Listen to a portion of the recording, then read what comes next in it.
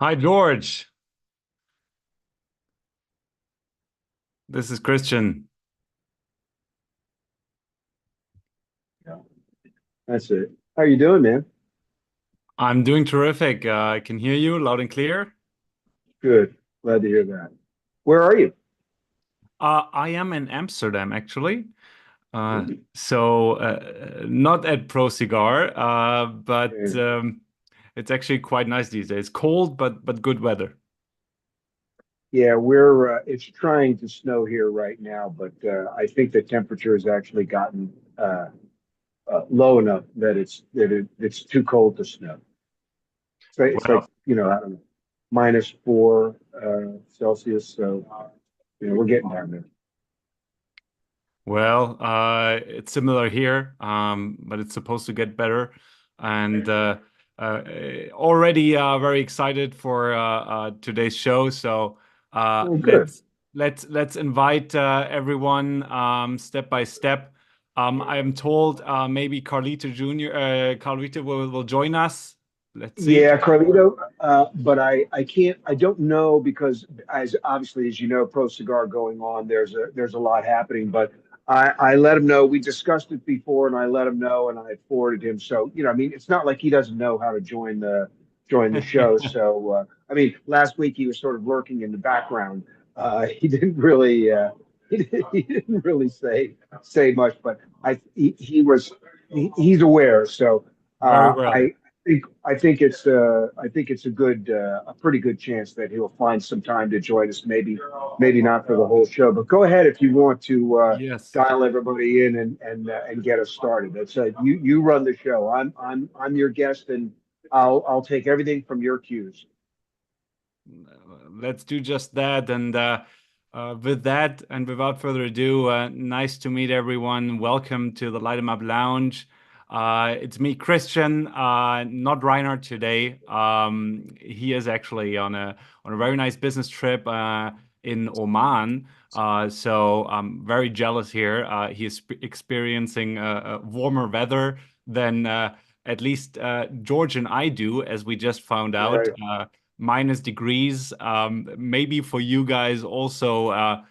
Yeah, Albert, Andy, Kent, Mickey, Mike. Welcome everyone. Nice to see you guys on this beautiful Wednesday evening or afternoon or morning, wherever you may be. Wherever you are.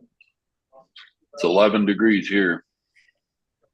Well, is that Let's just Celsius? say it's cold. It's freaking 11, cold. fucking cold. Yeah. It's freaking cold here too. It's 48. Oh, okay. Oh, poor That's balmy. baby. And That's Break it's balmy. out. only gonna go up to 62. Yeah, there you go. Shit, You I'd got be to get wearing your shorts. parka. Exactly. I was just going to say where he is, he's got to break his parka out. We'd be wearing short sleeves and half pants. California cold is 65 and under. Yeah. Exactly right. Time to get out the furs. Is that Mickey? What's Yeah, happening, man? Mr. TV's number Fay. one fan, baby. Hey, dude. Always great to see you, man. My first mentor in the industry. Oh, Andy, yeah, We it's all both my had a full fault. head of hair, Yeah, exactly right. Unfortunately. and I had one chin. Way to go, Mick. I like that. What's sad I, is I remember Ah, when you both had full heads of hair. exactly. I see we All need right. some Fahrenheit Celsius conversion here, but I'm guessing it's pretty much cold for everyone. Yeah. Yeah, we're all talking Fahrenheit. Yeah. Yeah. Exactly. Yeah. Well, no, when I said before it's -4, I was doing the conversion. It's about I think it's something like 20 degrees here. So I Nice. said Yeah. -3 or 4 Celsius, but it's colder. Like I said, I think it's too cold to snow. It was trying to snow. I think we're just slightly north of the band that's going to be deep snow for a bunch of people. Lately, You Well, what's were weird is that all the storms have come south. I thought you were Yeah. in Maryland for this week. Yeah, I am. Yeah, I'm it's in been, Bethesda. yeah, the East Coast is getting hammered. Pretty strange. Yep. Yeah, it's it's contrary to our typical patterns. Yeah. In other words, we mostly had mild winters and nothing, really very, very, very little snow. It's And we've already had a bit. There's actually still snow on the ground from the last snow, but just to the south of us, and I mean literally like maybe 10 or 15 miles to the south of us, they're supposed to get somewhere between 3 and 6 inches of snow before midnight tonight. and the worst thing is it's heavy snow because it's wet. We've gotten like 6 inches of snow here, but Christ, I can almost use a broom to push it off. It's so powdery. But it's Powdery. all it's all on the ground, and they don't plow our streets, so it's just solid ice now. Vacuum cleaner. Exactly. Yeah. Just Makes me vacuum wanna- that shit and makes me package wanna and see. resell. I've used a leaf Well- blower before. I'll tell you, it's crazy. Exactly. If you can use a leaf blower to clear the snow, you're in the temperate zone. You don't have to Yeah. worry too much. Yeah. But But the 4 we're- years, it's we're like all every gonna 4 be- years in Maryland. Maryland is like every 4 Yes. years you guys get. When I lived there, We get Christ, spanked. it's horrible. Yeah, We get shit. I remember spanked. we got We get- like 36 inches at one time. Fucking nuts. yeah. It's And there- crazy. We had Shoveling. Yeah, but 52. The day I That was- left Virginia, they got 56 inches. Yeah, shoveling that crap is fucking backbreaking work too, man. It's horrible. Well, it's also That's a heart attack waiting to happen. Exactly. It's prime heart attack season. The hospitals are filled with guys that were out there trying to shovel their walk to get to the driveway, and Yep. made it as far as the ambulance. Yeah. Well, gentlemen, nice to see everyone. We got a few more people coming in here, and this shall not stop us to start the show today. Again, as you can see, for the ones just joining now, I'm in Reinhardt's spot today, together here with George, and the topic shall be ProCigar Festival, obviously happening right now. And I must say, I had to do some research because I have unfortunately not been, but I picked up a bunch of questions along the way. And George, if you don't mind, I will fire away, and I invite everyone else, of course, whatever interests you, maybe we can answer today, and also get excited for the event and maybe go in the future. So, George, I guess question first, you have been, I assume. When was the last time you have been, and where do you fit ProCigar, like in your mental calendar, of events throughout the year? Well, so I'll take the second part first. What I like about the way sort of festival season has taken shape now is that the youngest festival goes first. In other words, the newest, the Puro Sabor in Nicaragua launches the season, and for guys that are doing the trail and working them all, whether they're just fans or people in the industry or media covering it, you get yourself comfortable in Nicaragua, nice and warm. You're away from all of these miserable winter circumstances. So everybody's in the mood there. Then comes ProCigar. And pretty much usually somewhere like 4 or 5 days separate at most the end of ProCigar and the start of the Habanos Festival. Now, I will tell you this, each of those festivals has a different personality. I think to some degree it comes as a result of how long they've been going. So the Habanos Festival is first. I think this year they're claiming 25. I never really trust Cuban math, but I think it is pretty close to a quarter century that they've been doing it, and so they they're in the circumstance where they have to work a little harder to present something that's new, but it's also driven from the point of view that it's a single organizer with a single mantra, and their mission is to get as many people from around the world to get into Havana and the surrounding environs and get them to spend as much money as they can. What they'll do is tease you with all of the things that you're not going to be able to buy at your local store within the coming year because of a variety of reasons. But for instance, just this maybe a week or two ago, they delivered the last of the limited editions that were announced at last year's, the 2024 limited editions for Habanos. But so Pro Cigar, this is probably, I don't know, 17, 18 years. It's getting close to 20 for them. Pro Cigar as an organization was started in the early 90s. It's basically the same age as the cigar boom of the 90s, but the festival started a little bit later. It is what's wonderful about the Pro Cigar Festival is that you have all of these competing companies that are brothers nonetheless, right? In other words, they all are part of a mission to assert how the Dominican Republic fits on the world stage of premium cigars, and as such, there's a great sense of camaraderie and excitement around the way the festival has grown up. How much I think it's I want to say this is the 17th Pro Cigar. I'm pretty sure it's not 16, but anyway, the thing is that because there are all of these companies that are to some degree, different ages, different maturity in terms of their brand rep, and different impact.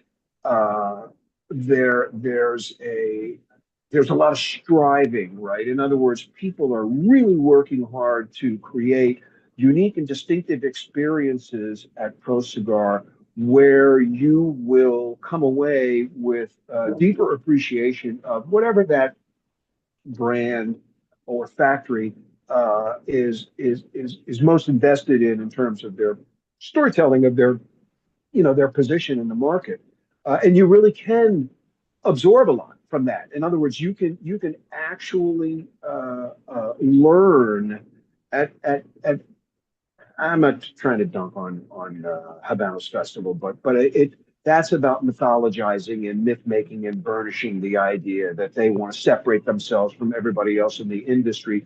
Whereas Pro Cigar is about giving people experiences where they learn more and they get closer to the manufacturer, visiting farms, looking at the people that are in the business. It's less about selling, look, the majority of product that everybody knows and loves from the Dominican Republic is manufactured in free zones. So you're not going there to buy cigars. You may take home some things from the festival, and there, there's people bid on stuff at the auction and things, but you don't go there to load your suitcase up and spend 35 or 40% of your annual cigar budget at Pro Cigar the way you do at Habanos Festival. And I must say, sorry to interrupt here, but I saw No. a few pictures. I think it was on the half wheel of last year's festival, and I was amazed how much you can see. Like it was just so it looked very educational, did not look marketing at all. And Charlie was kind enough to do a lot of pictures, and I was like, wow, that is really something. And then I immediately noticed a big problem. There's so many different tours you can do. I was scrolling down the agenda, like, yeah.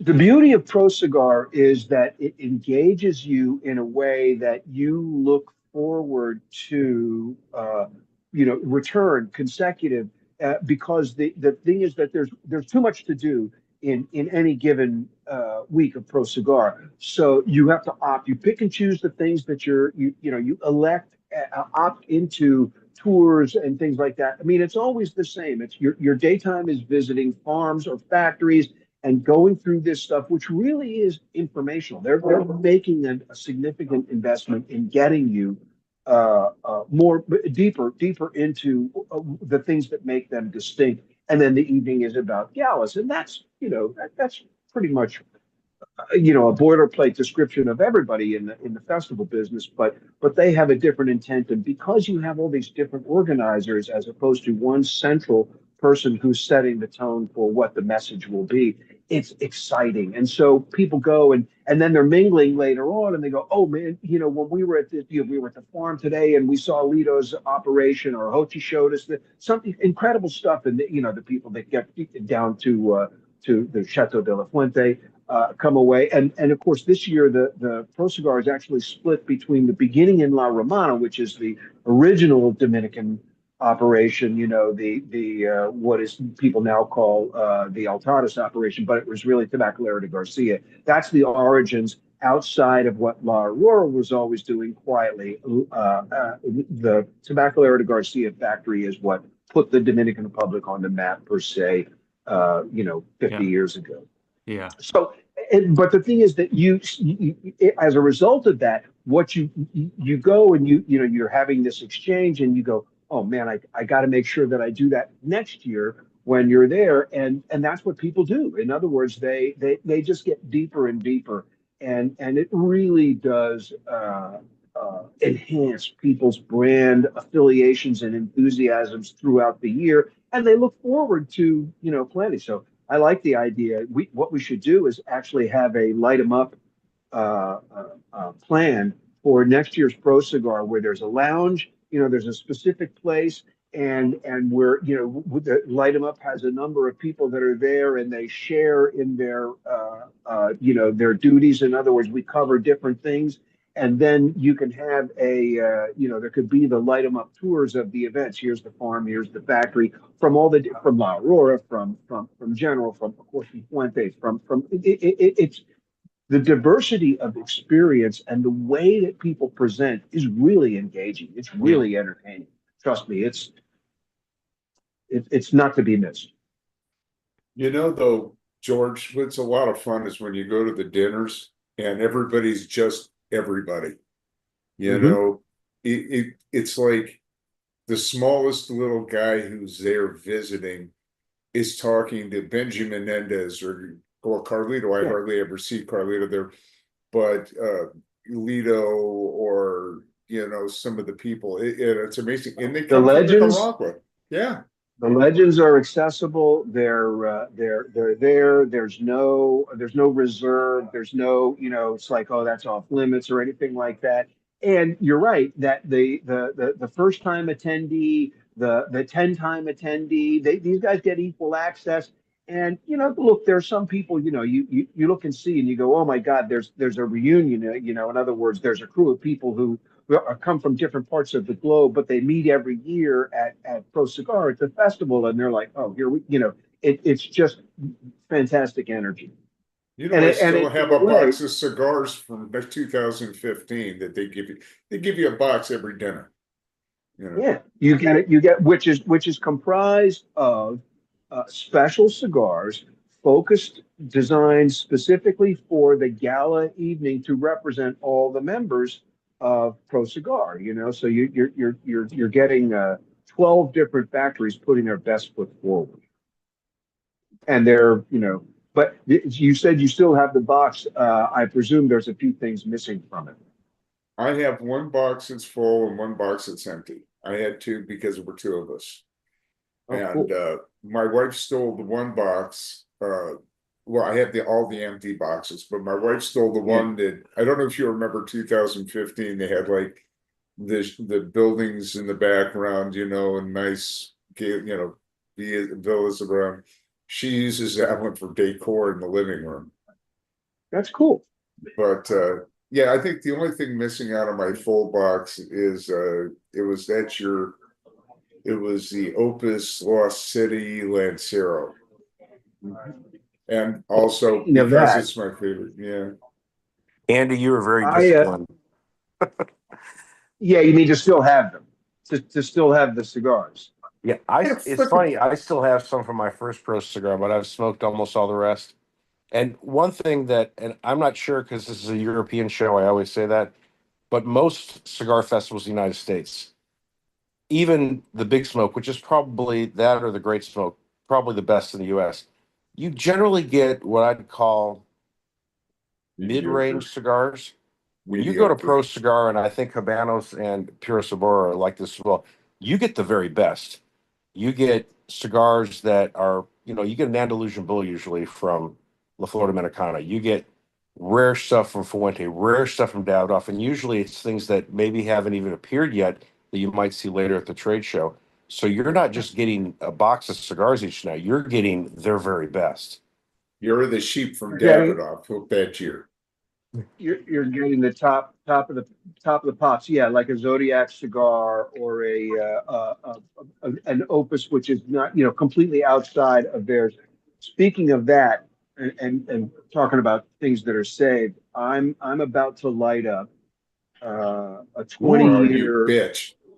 Lancero that well, yeah, but I got to tell you, I've been saving. I'm sitting with Carlito sent this to me. I I reached out to him and said, "There's a friend of mine, a longtime friend, coming to the Dominican Republic," and Carlito took time out of his schedule to meet him, get him all set up, took him around, did all this stuff. Then he and Trey had him in the office and meeting, and he goes, "I want you got to take these cigars back to George." Now, I got to tell you, a few of them were like, it was mind blowing, but I was like, okay, I have to save one of these. I was originally thinking that Reinhardt and I were going to be together, and I would have one to share with him. But uh, and Christian, I was hoping that if you were on my continent, I would have found a way to get you one of these. But this is, I'm telling you, this cigar is, I know it's so corny to say something like this, but I swear to God, this is like a religious experience every time you light it up. It's one of those things that's just, it's so memorable. And again, this is a little bit corny, but it's like you weep a little bit every time you light one of these because you have one less to smoke. Well, Yeah, true experience. If I could add something to what George was getting at, one of the things that, and I can't speak for the Nicaragua Festival or Habanos, but what impressed me, not only as a consumer and a retailer, is the entire Dominican cigar industry is there. What I mean by that is you have suppliers from international countries that come. They come from China, they come from Europe, they come from the Middle East. But you also have growers there. You have people who make boxes, Farmers. people who make cellophane. A lot of times for the white night, a lot of manufacturers from Nicaragua will come as well. So for me, as a consumer and a retailer, it really shows you that the industry is a whole lot bigger than manufacturer, retailer, consumer. You see all these people that are in so many facets. Like you meet the people from Varidag who make bands. You meet cigars. You meet everybody who's part of the industry. And to me, that's mind blowing. And George, I don't know. I'm assuming is Habanos and Pure Sabor like that as well, or are they just manufacturers and growers? Well, the Habanos Fest is a massive effort at it's a naked cash grab. You don't generally meet anybody. They don't make anybody behind the scenes available, and the people who are farmers and guys that are working in those aspects, they don't have the wherewithal to join, and nobody invites them to be a part of the process. So you're not, you might if you're on a farm trip, you can take it upon yourself to engage with some of those people, but they're not giving you anything legitimately behind the scenes. And as far as the band brokers, I figure most of the people who are in the business of printing stuff like that for Cuba don't spend their money to go to the festival because that just means they're going to make that. It's hard enough to get paid by them in the first place. So they're like, we're not throwing good money after bad. We don't need we don't need any prestige from being the makers. And I mean, you mentioned Brydag. There's an example of the greatest work and the most sophisticated printing in the business, but also the kind of thing that gives Peter a nervous breakdown. Yeah, I And think Albert's happiest day was selling cigars. Yeah. Was selling his shop. Yeah, I can comment on Puro Sabor that I visited recently. So it's very, very similar, in description as in Pro Cigar, because they literally made everybody available, absolutely everybody. And to the extent that it actually blew my mind, because they even invited the logistic companies that provide services to the cigar industry. They invited all the freaking politicians left and right, Yeah, of from course. council to They government. And on top of they that, they want even banks who provide loans their or whatever, finance. Yeah. financial facilities, everybody was there. And you can go and talk to, like a head of bank, recently visited, just for briefly for 15 minutes, or just that approachability is the sexiness of the event. And yeah, and you have to come back at least 4 or 5 years in a row or whatever, just to hit all the tours that they have lined up for you.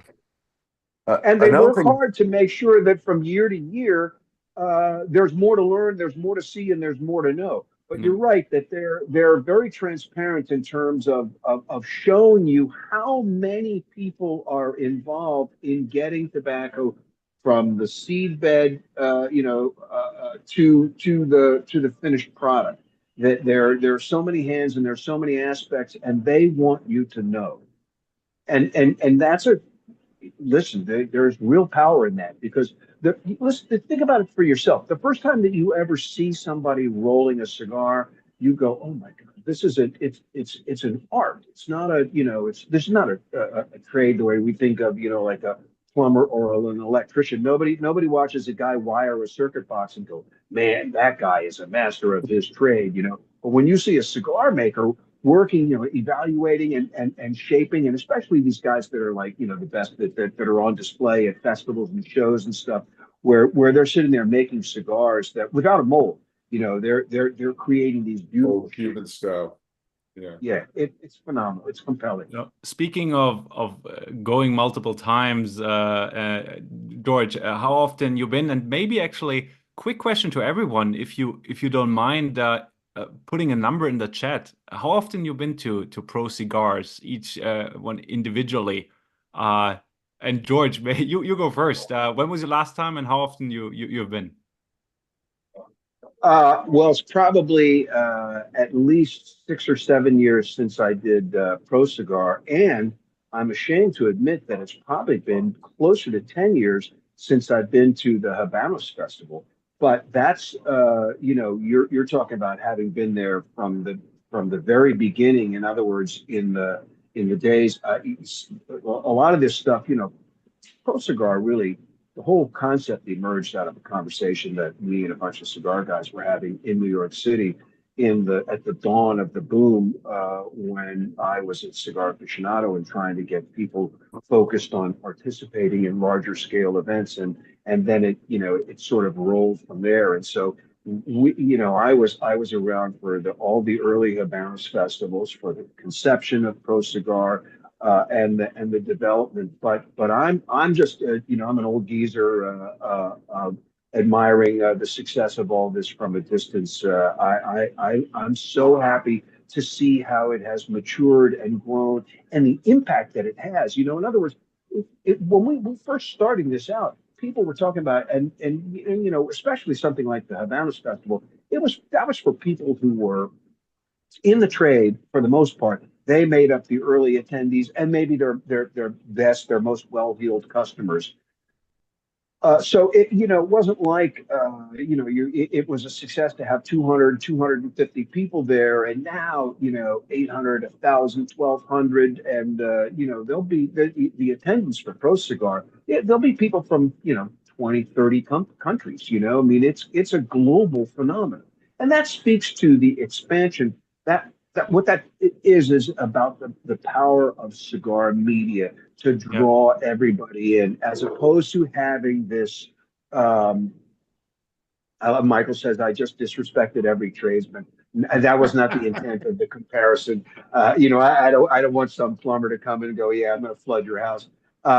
It's not about that. It's so the thing is that the collective cigar media have now made the visibility of these things and demonstrating the access and the value of being there to draw everyone in. And so consumers, every aspect, every level of the business is interested and engaged in being there now because there is something for everybody.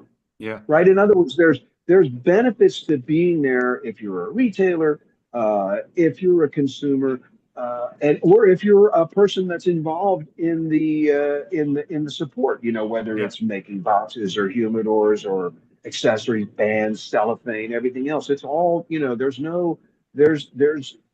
it's these are beautiful networking events. They're not. It's not about. There's nobody there that just has a purely aggressive commercial agenda. It's a social thing first and foremost.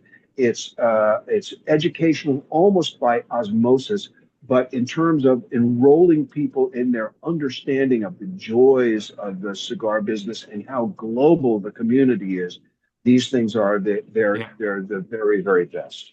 You know what you forgot to mention about Pro is it can be the most confusing day, and especially when you go to like the white party and you have Hochi Blanco, you've got Jose Blanco, and you've got Jose Rolando Blanco. Yeah. And nobody knows what, they hear the name and it's always Jose Blanco. It's never and then they realize that, like Rolando is the one who makes the boxes for Hochi, who works with this company and that company, and has his own factory. I mean, it enlightens people on who's who. Yeah. Yeah. Well, and it's great to realize that there are family connections that go back because, we have a tendency to think of the Dominican Republic as having grown up as a cigar producing country purely, sort of post Canary Islands, and there's a much longer tradition of that. And the Cubans are the ones that are always busy reminding everybody that they invented it all, which really isn't true because the Spaniards did. But they're they sort of lord it over everybody that they're the granddaddy, the cigar nation, and that kind of perspective. And then Nicaragua's standing over there going, we're the new kids on the block, but we're the biggest and the baddest and the best. It's good. I love the energy that's around all of them because as I said before, in terms of the cycles and how you look at them on your calendar, they each have different energy. Mm-hmm. Yeah, a couple things, George. I went in 24, and I didn't go this year, but my wife and I went out. We went for 9 days, and we went to a lot of factories.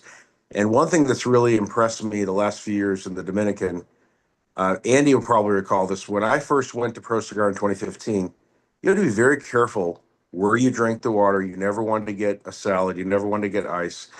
Now there are many world-class restaurants, not just Saga or Noah You had to or bring Camp Foofy David. into this.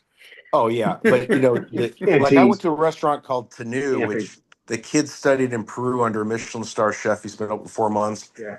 And I was really amazed by how it's really developing. But one question I do have for you, George, that one thing my wife and I overheard in every single factory, except possibly Fuente, is the number of Dominican suppliers and growers said that China's buying a lot of tobacco, and then they literally immediately followed with, well, they're not making cigars. We're not quite sure what they're doing with all this tobacco. And I heard that from factory to factory to factory. And I was wondering if you had any insight into that. Because when Hochi Blanco, well, by the way, they've got like 4 major hotels. Hochi's building a hotel now. When Hochi says, yeah, all this, that factory, they're just selling to the Chinese. What are they doing with the tobacco? When Hochi says, I don't know, I figure if anybody would know, George Brightman would know. I find that very interesting. Well, yeah, but don't take anybody's word for it that they don't know. They're trying to keep it as quiet as possible. But understand this. God, I want to. It's got to be close to 40 years ago. I did a panel in Vienna over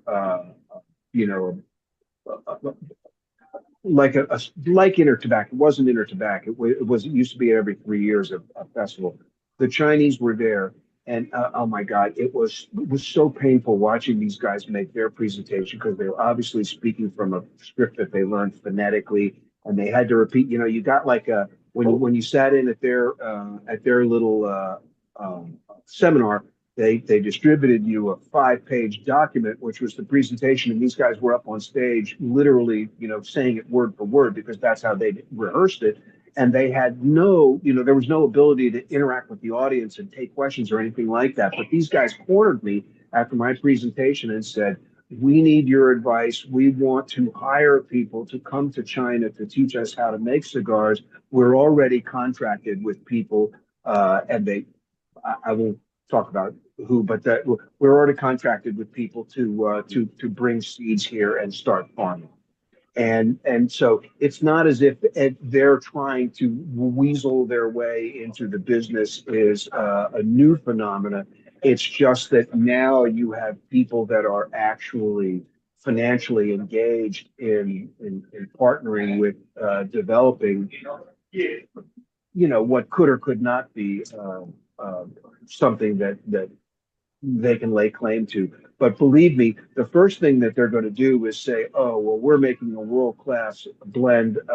You know, we're the only people in the world that can take Filipino and African and Nicaraguan and Dominican and Cuban tobacco and put it all together and make a cigar." And you know, we'll have there won't be you know, they won't be bragging about Florida sun grown. They'll be telling you you're drinking Shanghai sun grown. You know. They probably add fentanyl to it. I So spoke yesterday with somebody who had just got back from China, and we were talking about the Great Wall. I don't know if you remember that brand. And first year the Great Wall came out, it was all Chinese tobacco. It was the most sickening thing I had ever smoked. But You could he said, no, you couldn't. you But couldn't smoke. he said now they're good, but there's only a tiny little sliver of Chinese tobacco in it. They're using Nicaraguan and Dominican tobacco. And Yeah, you know, they desperately need yeah, some, you know, they want to have the ability to say that it has a Chinese component, Chinese. but in terms of making it palatable, it can't be right now. I give Yeah. you a little insight from Puro Sabor. So they announced that they're changing the panel, basically the board or association that they have in Nicaragua that, you know, manages all those affairs. And at that table with the new board, I saw two Chinese guys sitting at the same table. That answers the question. You know, how well, after whatever 40 years that George, you know, mentioned, are they now embedded, especially in Nicaragua. And the moment I went to shake the hand of one of the board members, because I know them personally, 5 minutes later, random Chinese lady, you know, showed up bringing, you know, her business card and saying, you know, telling the story about how we make cigars, you know, in Hong Kong. Just saying, it's done. It's already there. Like there is global. there is no even argument. It's over. Yes. It's done. No, but the nervousness is that people are concerned that that China wants to start buying companies from Nicaragua and the Dominican Republic and do what they did to the Happening. Cubans. Already happening. Discussions already happening. That's the problem. It's every company that don't have a strong family relation that they're gonna do a transfer, a generational transfer, they're gonna sell to Chinese. It's like it's They already so own all obvious at this. this point. Very They, well. another thing too that I saw that must encourage a lot of you in Europe is the number of factories that I went to were making cigars for Europe or the Middle East is not a niche business anymore. I mean, I even saw plain packaging in the Fuente factory. The concern about making cigars available in European markets, the Middle Eastern markets, the sophistication with tracking and tracing, whether it's by the box or the individual cigar. The Ahochi set up a logistics company that just does that. It is amazing to see how much more the Dominican is focused upon non-U.S. production, and I think that's a good thing for the world. That really impressed me. I think it's a great thing for the world, but it may be a disastrous thing for U.S. consumers when they start looking at pricing. because as long as you have cigars going into markets where producers say, "Hey, I'm going to sell this cigar for $20 because it's going to end up being sold for 40 or 50 or whatever else," even before you get to duties, and the same cigar needs to go for $7 or $8 here. So Yeah. the fact is that the Chinese, the takeover of Habanos and the subsequent shift in pricing and focusing about where inventory goes has had nothing but an upward pressure in terms of, and listen, the more money comes into the business, the more it makes it back to the farmer. So theoretically, we're all getting product that has enhanced raw material, but there's a limit at which we don't. It's not in any of our interests to have cigars truly become exclusively the domain of the wealthiest people in the world. The whole point to cigars has always been the joy and one of the things that's really satisfying about being around the industry is that it is a democratic luxury. And I don't mean that in terms of, party affiliation. I mean that it is universally embraced and that you can be in a cigar lounge now. Maybe this isn't as true outside the US, but you can be in a cigar a lounge and sitting side by side is the bank president and the auto mechanic. And they're sharing the same information and the same enthusiasm and the same passion, and they have access to a lot of the same product. Now, maybe the bank president has a humidor filled with, Fuente Opus X 20th anniversary, and the auto mechanic has his filled with Hemingways, but it doesn't change their, brotherhood. Absolutely. And I'm happy to see a lot of other fellow aficionados. Macy, I see you had a raised hand, and welcome to the show. You're not you had a ready for it. question. You're not. You need 5 trigger warnings, a couple of drinks, Oh maybe my a few God! Look at you, condoms. I Mace. don't know. Hopefully, no. That's only. Hello, Rich. Start with disclaimer, with the legal disclaimer. That's only if you go to Famous with Albert. You need to always be protected. But that's a whole. We don't have to. Truth is an absolute defense, Albert, and you got strong actually defamation laws in UK. Never mind. I retract. Right. Don't. Just got back. A couple of comments. I just did my 3rd in a row at Puro Sabor. I've been to La Romana just independently. In fact, I guess Colombia and Miami, but I've never been to Santiago. So my question, I'll get it. Well, actually, my question that I'll get out there because I'll get going on comments and forget to ask it is what the panel, the illustrious, esteemed panel, I mean that, and Albert, think about maybe me switching teams next year and going to ProCigar instead of Puro Sabor. Problems. I really love the Nicaraguan festival. It's smaller. I think the emphasis on education is probably, I don't know that. So maybe I'm wrong, and I would get just as much or more out of going to the DR. That's the question. We'll get to that. Now, but you triggered me on the Chinese investment economic. I'm a chattermouth, and I like to talk politics, economics with people, especially when traveling, especially in Latin America. It's just an interest of mine. And I was in Managua a day before and a day after. I do that every year because, quite frankly, you need it. It's an early flight. One day is probably not enough for the recovery. Anyway, minimum. But I had a cab driver take me around. We'll have it every year to see the sites, which in Managua are pretty limited, quite frankly. But Los Ranchos Steakhouse is pretty amazing. Do recommend that. But this year in particular, the cab driver taking me around highlighted how much Chinese investment there was in Managua. He was telling me everywhere. I don't know if you know about the Trees of Life they have in Managua, that the wife, our vice president, Eterna por siempre, the mural says, which means forever, eternal. I mean, forever is not enough. It's got to be eternal. She's actually the president. Yeah, she really, well, she's the boss, I hear, and do not, hey, I know you. How are you, Mickey? Hey, what a Get talking about people distracted. running Back onto to topic. buses and SLE. There's on and off. But anyway, I mean the Chinese investment's absolutely real. I mean the baseball stadium, the highway, the everything, and that's a political thing because obviously, you know, the Ortegas are totalitarian pseudo communists. They claim, I mean, not even really that, but they are. They're definitely on that team. I mean, the main road is Hugo Chavez Boulevard with trees of life, like you wouldn't believe. Google those, by the way. That's crazy. Definitely surveillance.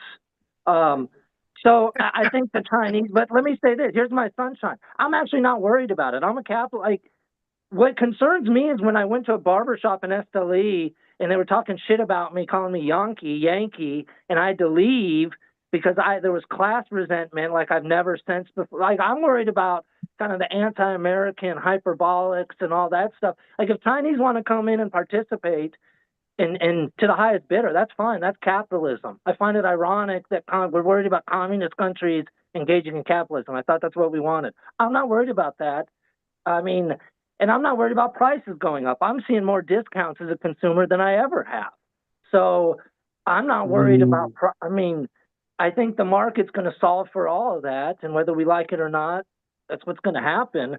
So I'm much more worried about the political, for whatever the cause is, on that. I mean, if you know, I think it's naive to think that any large economy, whether it's Chinese or whatever, would not want to invest around the world. It's just a globalized economy. So I'm not at all worried about Chinese investment if they just want to come in and invest. I'm worried though if that's a part of a broader, bringing back the Cold War type stuff. That I don't want to see. So thank you. Love y'all. Two things. Macy, always great. Two things you should consider in this. First of all, do not return to Nicaragua as Los Yankee Imperialista before you get to the welcoming embrace of the Dominican Republic and Santiago and everything that's happening there. But and by the way, you want to talk about the amount of information and what the experience does for you, how it will warm you up towards brands and always reveal to you things that you sort of may have looked past or forgotten. It doesn't matter. It's an incredibly rewarding experience. Yes, there you go. See, throwback. That I like that. You reach deep in your humidor for a little Bit of lost track. PG. This Yes. is a you Paul know, Gamarian. Kavork may have sent me. Well, I've got no comment. Let's just say Kavork, Paul's Garmarian's son. Kabor. Yes, it is. Kabor. This Kabor. is It's probably a celebration. I will tell you that. Have I been mispronouncing it for years? I say Kavork, and he's never corrected me. Yeah, well, That's a nice guy. He's a well-mannered young man. He's a well-mannered young man. Great kid. Well, anyway, So let me just make my but last. yes, this is a throwback of their Maduro, and it's really an interesting Maduro. Absolutely. It's a prize. It is exactly. It is a non-traditional Maduro blend. But what I wanted, my point about Nicaragua is that if they continue a tilt that has them leaning towards their Chinese patrons, what you're doing is dialing up the heat on a political powder keg, and none of us want to discover what's going to happen to our market when tariffs. And by the way, let's be clear about one thing. The worst years for Nicaragua in terms of production, growth of the industry, everything that happened were during the Contra War when there was an embargo here. And that it doesn't make any difference whether it's only us and they've now got a global marketplace and they can expand. When you choke off access or impose steep tariffs on any cigar producing nation's lead partner, you cause problems. Listen, for better or for worse, the Cuban cigar industry was forever changed by us imposing the embargo. We didn't necessarily have to sustain that as the Castro years prospered. There's any number of ways we could have engaged with them, and I'm not trying to relitigate the past, but the embargo, the enduring embargo, altered Cuban cigar making culture, and for one thing, there was an enormous talent drain, right? In other words, the post-revolution diaspora of cigar makers is directly what fueled this explosive array of fantastic cigar makers in the Dominican Republic, in Honduras, in Nicaragua, now in Costa Rica, and I don't think there's any I don't think there's any Cuban expats teaching the Chinese how to grow tobacco yet, but who knows what's in the future since they'll do anything for money. But the thing is that we don't want Nicaragua to suffer another obstacle like that. And we don't want an interruption of flow of goods. And if you create a political environment where we are antagonists as opposed to key trading partners, everybody's going to suffer as a result. Them, us, consumers. It's unavoidable. Well, if I could just jump real quick, because my wife is actually in Bogota right now with my son. I'm here working a little under the weather anyway. And, you just saw that with the president of Colombia over, and the difference and how quickly it only took said, hours we're for them gonna, to we're knuckle going to have under. tariffs on cut flowers right before Valentine's Day, and probably 50-60% of the flowers. I mean, they're all from Ecuador or Colombia. And we're not going to allow visas, which my mother-in-law needs to renew hers. She immediately was about ready to kill the president of Colombia. So, but the issue here, the difference is, I don't think Ortega's will back down. Petro in Colombia backed down, and I'm not getting into right or wrong. I'm just talking about the heat level. I think the difference in my fear is Ortega's might make a point and say, we're gonna, we don't care, and the pain to everyone would be immense. So I hope that doesn't happen. You're talking about Nicaragua. What do you mean by the pain? Like, if there's a tariff? Well, there is a tariff. Yes. I mean an increase of a tariff. Yeah, if it's actually not a tariff. Yeah. Or if somehow it escalates beyond that to an embargo. I mean, you're talking about powerful egos between President Trump and the Ortegas, whichever one of them is truly wearing both of them combined. Right. I don't see anyone backing down in that war, and that's my fear. Is whereas in Colombia, that the guy there finally backed down. I'm not sure that would happen with Ortega's. And based upon the barbershop I was in, that another friend of mine said, "Oh, you went to that shop? They're dicks to me last year. They don't like America."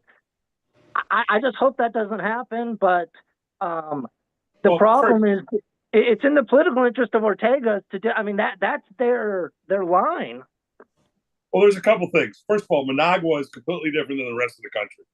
So you're going to have, because of the density, you're going to have bigger pockets of that stuff. Second of all, like Ortega, as you got somebody mentioned already, for a communist state, they really love money. Their problem is they don't share it amongst themselves, and that's why they're a little behind the curve.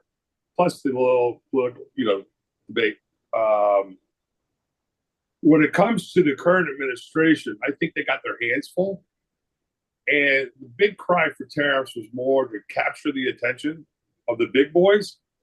There's cause and effect, right? So when you talk about Nicaragua, I'd be more worried about stealing money from a bank. I will tell you, we kept a lot of our cash flow in there. Now we don't.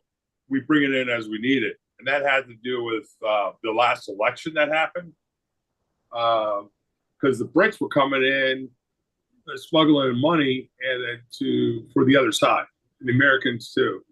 So, and that's why during COVID they had higher, what they call standards than any other country, going back and forth down there. Now, maybe because I'm a brand owner that's connected with manufacturing. In a sense, I get treated very well down there.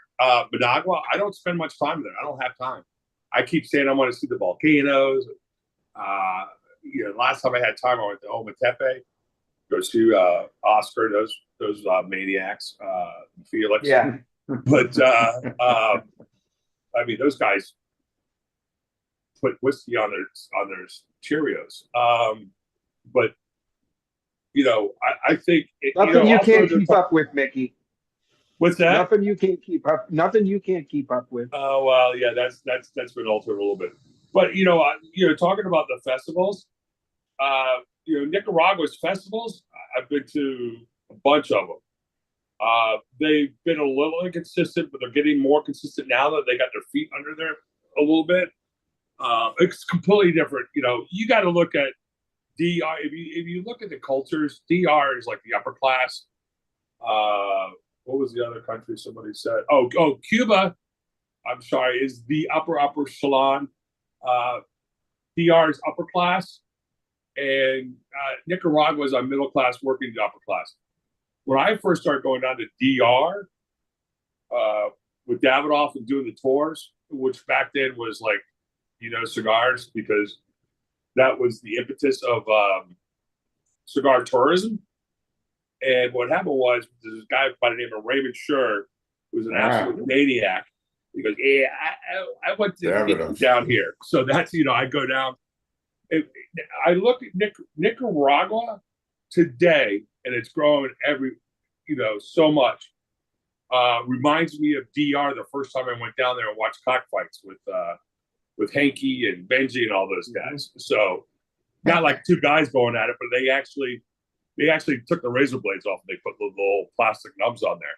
They don't do that part of the tour anymore, but I love them all. I mean, I was kind of broke into the industry through the DR, and that was like the enamoredness. And I've been in some really neat places with George. we were born into the industry from the same mother, Georgetown Tobacco. But I love them both. It's just I have everything down in Nicaragua right now, so I don't have time to go anywhere else. But they all have their pleasantries. If you haven't been to ProCigar, no, I haven't been. I don't know, whatever. I would definitely do it, but don't go solo. It's a class act. It's a class act. You go because it's not as intimate as Nicaragua. You want to go with somebody. You just want a buddy with you, just because it could be overwhelming if you don't know how to navigate it. Would you say, George? It benefits from having a Sherpa. If you have somebody who can guide you through the experience and steer you to the places where you're going to get the most benefit. But by the way, that same thing is happening. Look, the Puro Sabor is behind in terms of development only by virtue of the number of executions.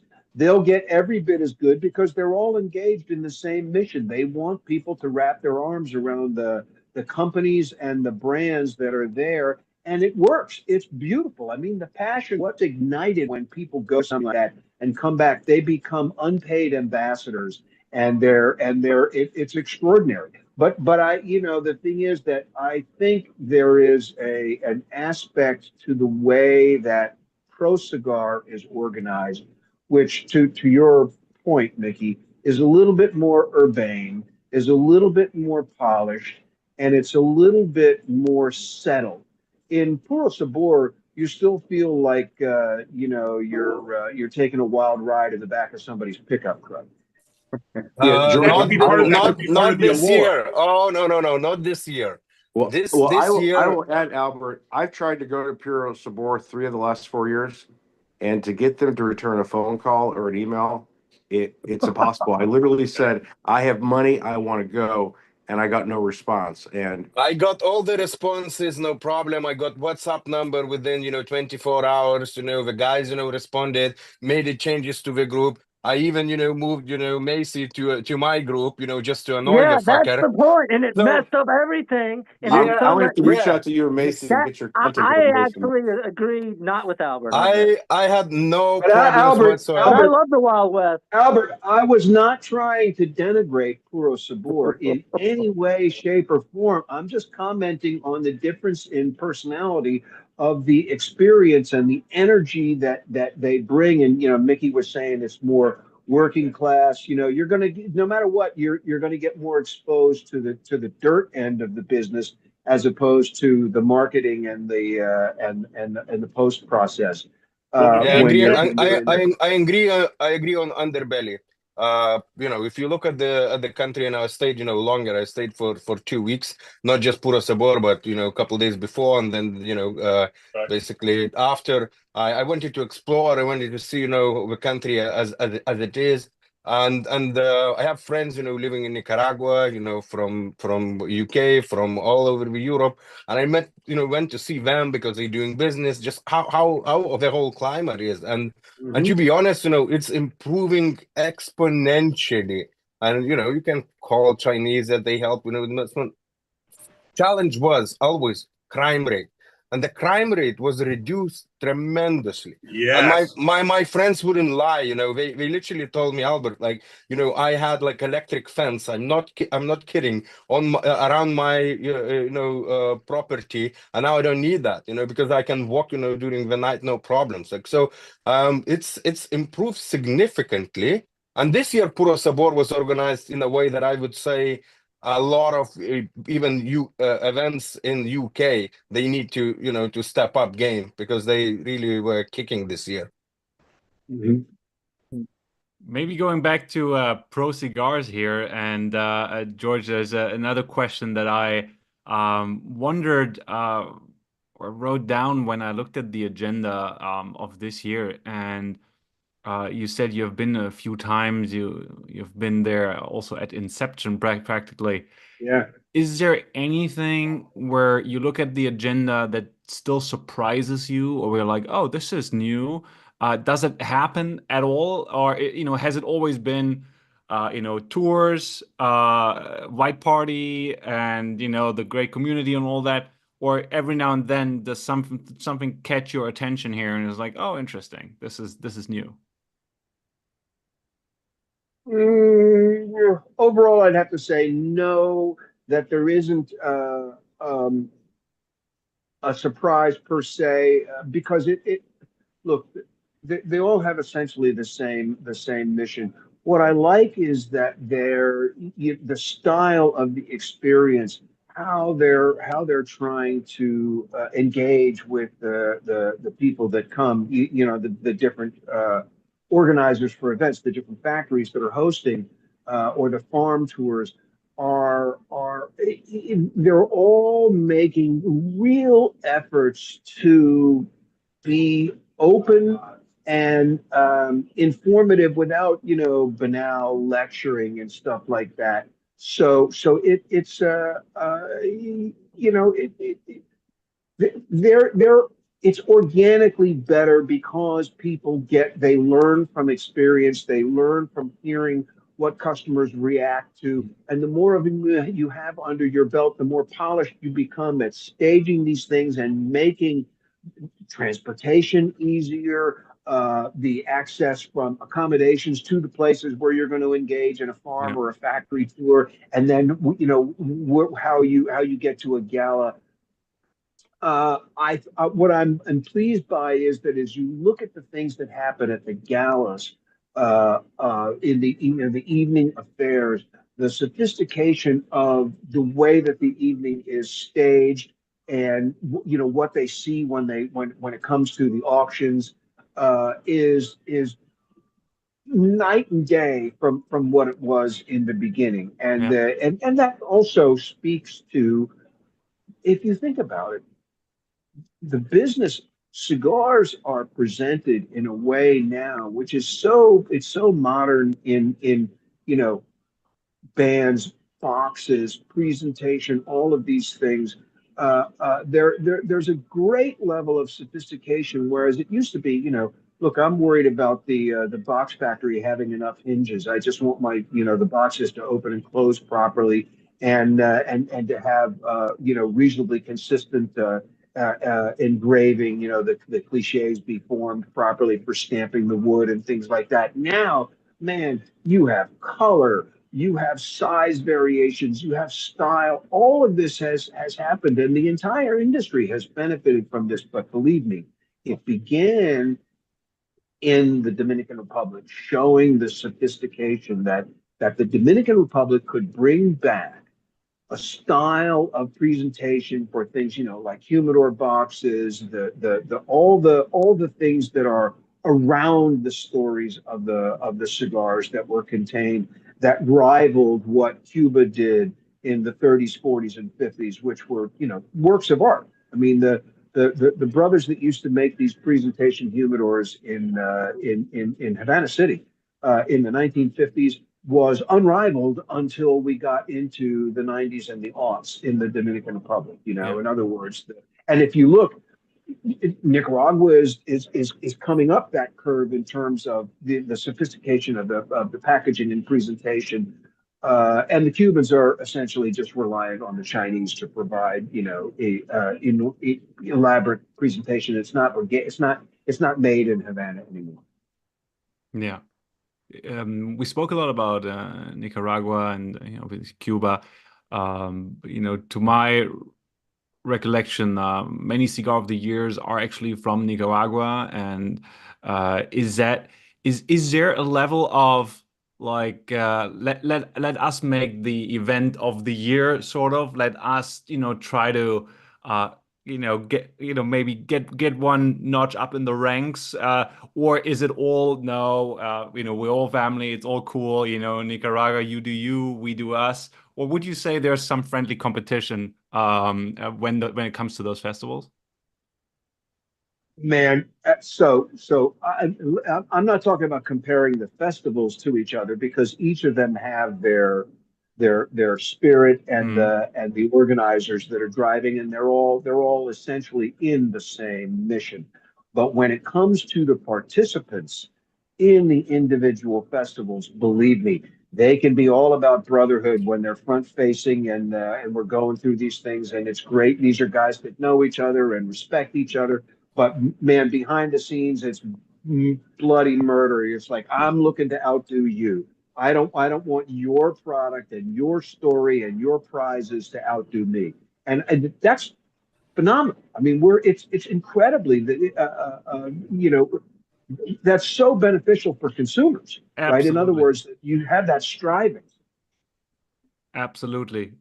Best for consumers, pushes quality, pushes delivery, makes, marketing even, things become more exciting.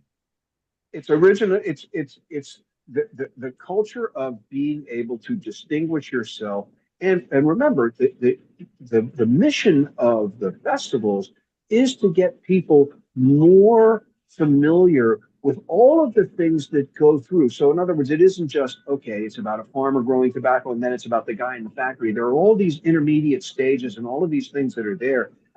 And then, the sophistication of the marketing efforts beyond packaging, presentation, what trade dress has done, how it has evolved. But these guys are all competing against each other in terms of global recognition today. It's not anymore that there's one, company, one nation, one portfolio of products above and looking down on everybody else. They are much more looking side to side now to see, and their the level.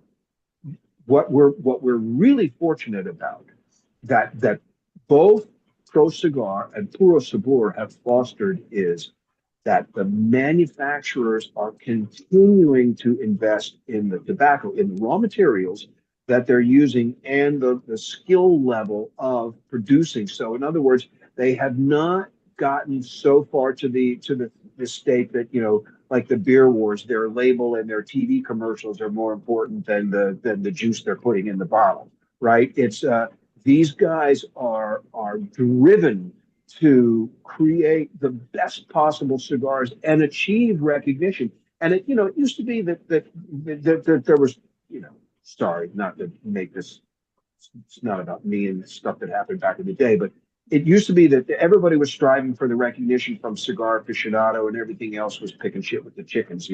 Now, global cigar media, you have so many sources that are putting their voices into evaluation of all these products, and they have so much more to talk about now. First of all, because they're more sophisticated, they learn more, they know more, they understand. So their ability to make valuable comparisons about these products that are in the marketplace, and to say, here's the best that Nicaragua has to offer, here's the best that the Dominican Republic has to offer, and we're looking at these things on the same stage, that the best of Habanos. And Macy, I agree with you. It's a great thing. It's phenomenal.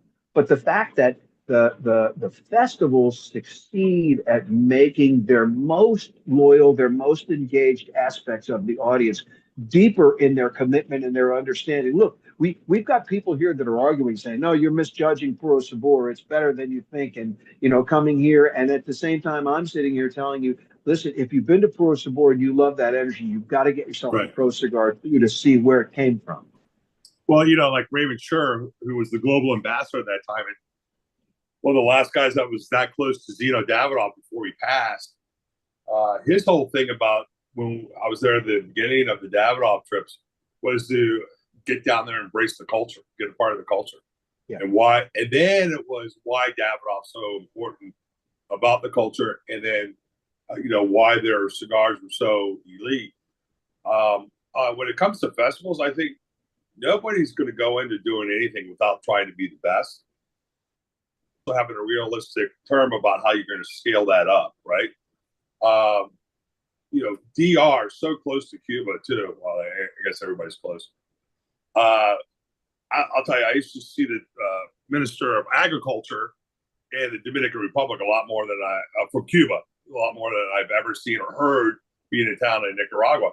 So, they all looked up to Cuba like that. And I think that's one of the reasons. And also, Dominican had the ability for the scale and the money to do that, So, they're all right. If somebody said, I want to do festivals and I want to do them all, I would say guide people through cigars. I would say, hey, go to Nicaragua first, which is a more intimate situation.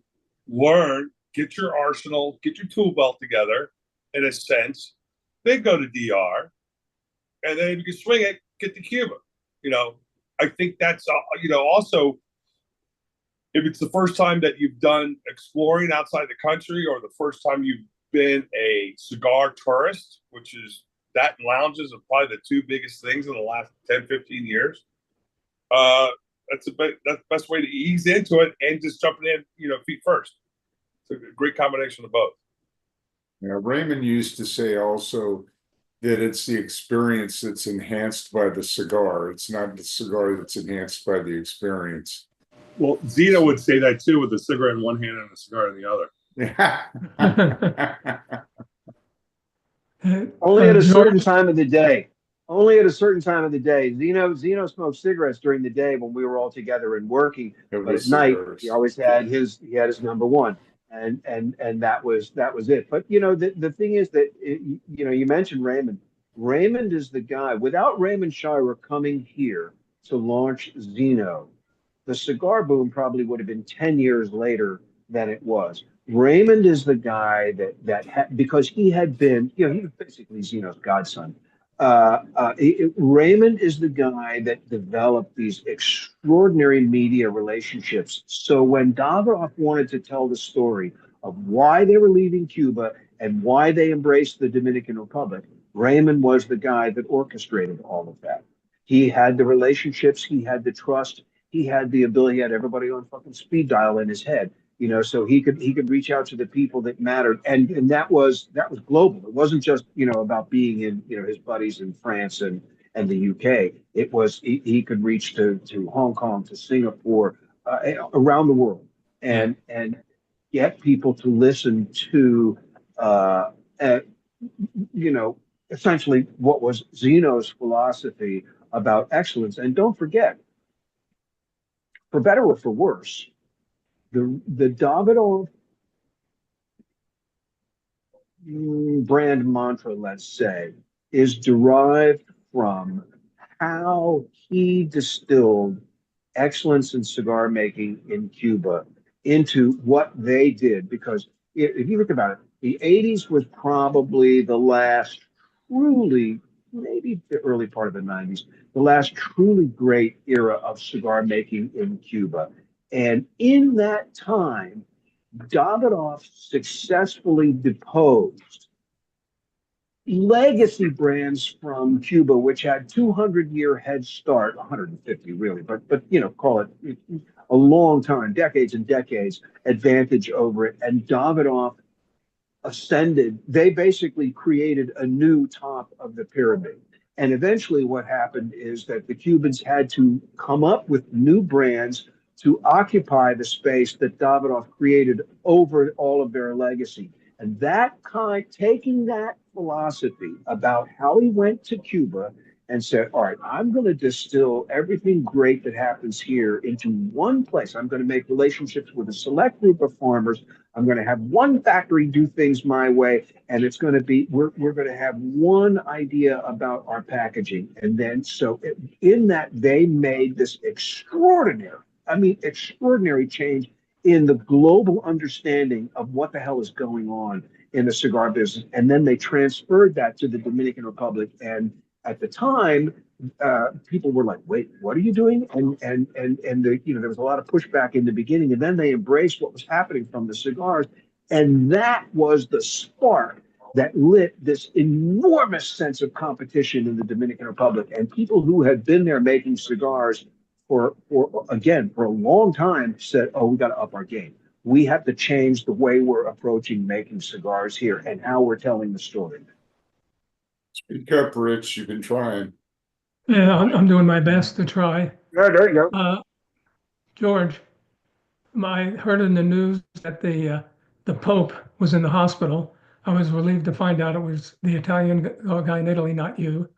So I'm happy to hear that. But you mentioned earlier the most important people in the cigar industry, the consumers.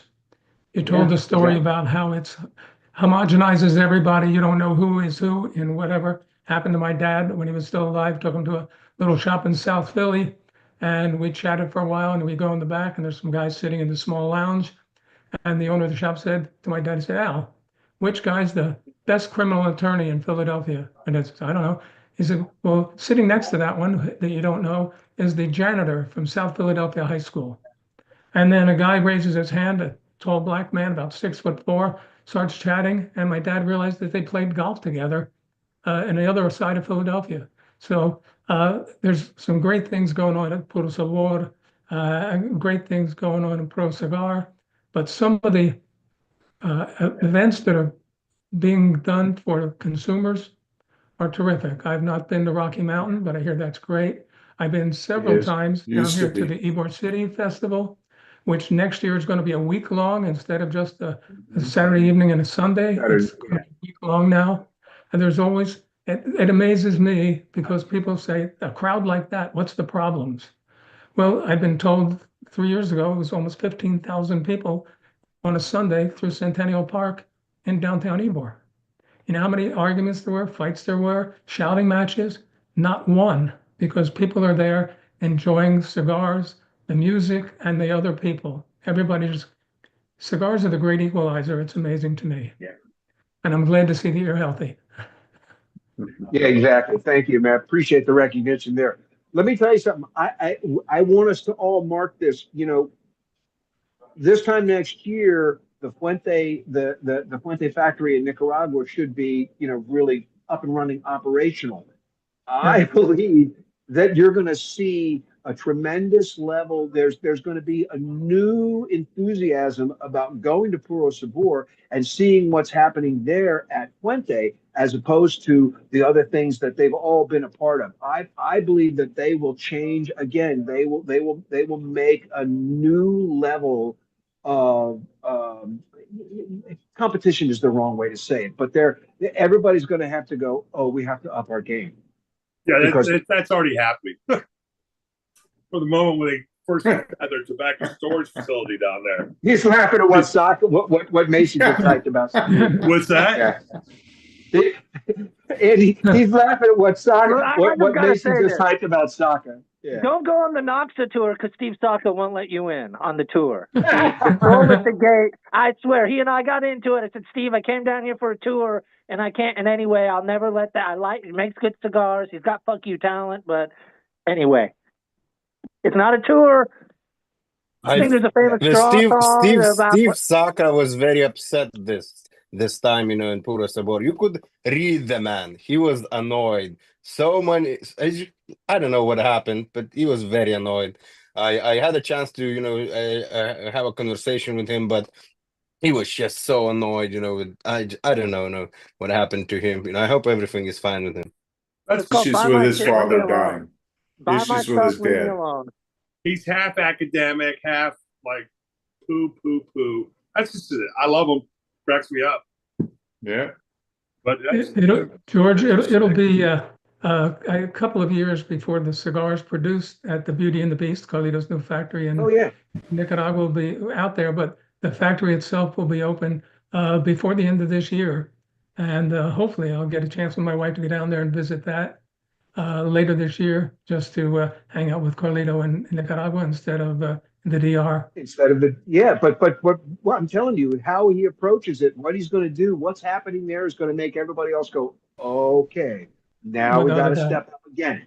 Yeah. Remember, the Newmans are already down there. So. Yeah, and have been. Yeah, have been for a long time. That's what I'm A saying. lot of people don't understand that. It wasn't like Carlito, jumped out of a C-130 in a parachute. I don't know all the ins and outs of it, but they got one of the Puro Sabors we had a dinner there. It's pretty sophisticated. I just want to say I have heard that every tour group next year will have the Fuente factory, that it's going to be for the whole. That's what I've heard, because everyone's going to want to see it. So on everybody's agenda. Well, on everybody's agenda. Two of them. That's like when you go to the trade show and they put a fucking happy hour right in the middle of the selling hours. I'm like, what are you doing? Yeah, come on. No, but it is what it is, I think it's exciting. But it's positive. It's positive, Mickey. I just don't want our prices to go up. You were talking about it earlier, the wrapper. We're already seeing it. Because the prices, and Nick Perdomo would always get mad at like the gringos when they go down there the first time, they'd overtip everybody. He goes, you want to start paying Dominican prices? Keep elevating the middle class. I guess that's not a very good thing to say. I hope you're not recording this. Yeah. No, I think that's good. I think it's good for consumers, but you'd be lying if you said it's not going to be a tremendous price pressure, labor pressure on everyone else. I mean, I'll be honest, if I were a manufacturer in Nicaragua, I would hate it. But the labor pressure is already bad. So I was talking to Lee Marsh, he's a good buddy of mine. They're actually moving their factory because of the fact they're moving the God, what's the city that's got the Mary on the way in? I don't know. But you used to not be able to get off there because that's where they grew all the pot. But they're moving their factory there. So instead of busing them to Esteli, I can't believe the city's escaping me right now. They're moving there, and you're going to see a lot of that. That's why you see like up in Jalapa, Condega, you see some of these factories moving there. Not Jalapa, but Condega. They're putting their factories where the people are. So Plasencia's even years ago, 15, 20 years ago, tried to do it up in the coffee, the coffee the closest one, and it failed because they couldn't even grow any kind of Esteli because of where it was located. And but is it Messiah? Is it Messiah? Because it's a very working town. It's about an hour and a half south. Well, Ocotal, AJ's got a big factory in Ocotal, which is almost on. No, Ocotal's always been a boutique area. Okay. We used to mix cigars. Are you talking about with Tarania? Mickey, are you talking about Leon? No, not Leon. I know there's some stuff going on in Leon. That's a big. Well, that's a coffee. Another one, That's a coffee. Matagalpa. They're more of a coffee distributor. What's that? Matagalpa. Matagalpa. Yeah, that's it. Yeah, but Matagalpa's coffee region too. Yeah. So behind me, a good buddy of mine is like, he's one of my vendors. One of his best friends from college is now taking over that coffee plant. So we went up there, we stayed there, we went down there. It was me and Nemish. And you talk about the hardest, craziest sons of bitches working in the world are those caught with a rope and a freaking pickle bucket. They're up on, and they also owned like the oldest bakery. And I must have had 6 pounds of tres leches. I mean, I was eating with my straw, drinking it up, and they started laughing. I didn't shit for 3 weeks, but that's okay. It was awesome. And there's actually a great church on the way down there too. It's pretty historic. But yeah, that's the area. When you drive through there, you can see these big grounds where they take the coffee beans out, where they have to air dry it. They tried to do it, and it was an epic fail.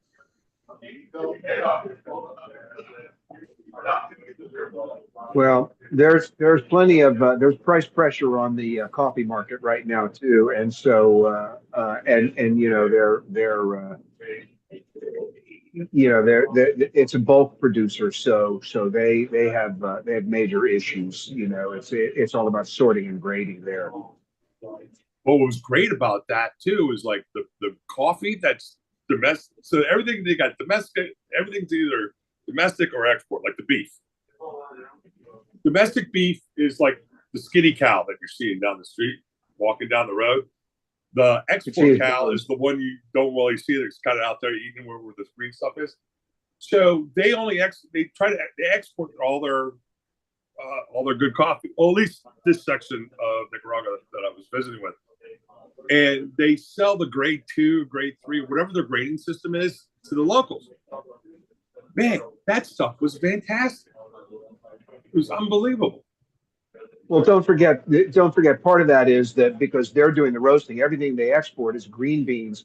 And so yes, the local roasting, and you're much closer to the process. So you have, you can be actually having a cup of coffee that's, 3 weeks away from the bean having been processed and then roasted. And you can taste the salt yeah. Oh yeah. You can listen. You can taste the growing terroir in different coffees from Colombia. When you're doing the cupping. That's one of the things that we could end up doing in a Puro Sabor tour too. You could have a coffee and cigars pairing class where you're teaching people about different regions of coffee and how they relate to different regions of tobacco. Yeah. That's a great idea, to be honest, because every factory tour we did, almost every time I saw somebody drinking coffee, and I was like, and I love coffee, so I was like, oh, can I have I was like, yeah, sure, obviously I'm not gonna finish that coffee, but man, coffee, because it's so close to the roots, and you obviously not gonna get a mold or any other that you usually get. Yeah, it's interesting because Colin Ganley's already doing that stuff down there. He owns a engine brand, and he's based in Leon. Somebody was talking about Leon earlier, and he has a whole thing. And George, correct me if I'm wrong, but when I first started learning cigars at Georgetown Tobacco, everybody wanted to simulate it. Was how do you do a pairing? Does it complement? Does it not complement it? And everybody wanted to simulate it with wine, and that was always a very hard pairing to do. Herclock just kind of made a name out of himself for doing that. I think coffee, it's just hit me now, I think coffee is more related to tobacco than wine. Isn't Caffey doing coffees? The most related. Isn't Caffey doing coffees right now too? Mm-hmm. Yeah. Well, think about it. They're grown at similar altitudes. I mean, really, if you want to say, where can you grow great tobacco? Where do they grow great coffee? And my 2 favorite things in my life I've done are tobacco tours, coffee tours. Fermented product. It is so similar, earthy, just yes. Yeah. And the regions, the thing is that you can Yes. you can literally demonstrate that, here's what coffee grown at elevation. The different regions will produce coffees with very different personalities, and they can be paired with the tobaccos that are from those regions. So you can have a great educational experience, which is not, again, you're slipping the education in. It's really entertainment. You're providing them with an extraordinary experience.